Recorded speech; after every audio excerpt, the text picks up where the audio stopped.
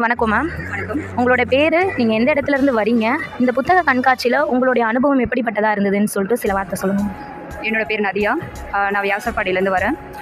இந்த கண்காட்சிக்கு வந்து நான் ஒரு 10 வருடங்களுக்கு மேலே வந்துட்டு இருக்கேன். ரொம்ப பிடிச்ச இடம்னா அது இந்த இடம் தான் சொல்லுவேன்.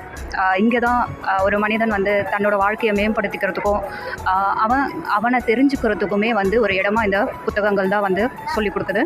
அந்த புத்தகங்கள் இருக்கிற இடத்துக்கு வர்றது வந்து மற்ற தலங்களுக்கோ சுற்றுலா தலங்களுக்கோ போகிறத விட இங்கே ரொம்ப சந்தோஷமாக இருக்கிறதுக்கான ஒரு இடமா இருக்குது. இந்த இடத்துல வந்து நிறைய நூல்கள் கிடைக்குது, நிறைய பதிப்பகங்களும் இங்கே இருக்காங்க. நிறைய புத்தகங்களும் தேடி எடுத்திருக்கோம். இங்கே 10 வருஷத்தில் கிட்டத்தட்ட பெரும்பாலான செலவு வந்து நான் புத்தகத்துக்கு தான் செய்திருக்கேன்.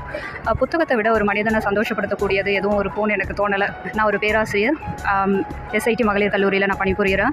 நான் என்னோடய மாணவர்களுக்கு சொல்கிறது, என்கிட்ட படிக்கிற எல்லா மாணவர்களுக்கும் சொல்கிறது என்னென்னா, புத்தகங்கள் தான் உங்களை மாற்றும், புத்தகங்கள் தான் உங்களோட வாழ்க்கையை செட் பண்ணிடும், புத்தகங்கள் மட்டும்தான் உங்களுக்கு நண்பர்களாக இருக்கும், புத்தகங்களோட நேசிக்குங்க, புத்தகங்களோட வாழ பழகிக்கோங்க. இந்த பொங்கல் இந்த திருநாளில் விடுமுறை நாட்களில் இந்த புத்தக திருவிழா நடத்துறது ரொம்பவே வரவேற்கத்தக்கது. இன்னும் கொஞ்சம் நாட்கள் நீட்டிட்டா நாங்கள் கொஞ்சம் நிறையவே புத்தகங்களை தேடி எடுத்துப்போம்.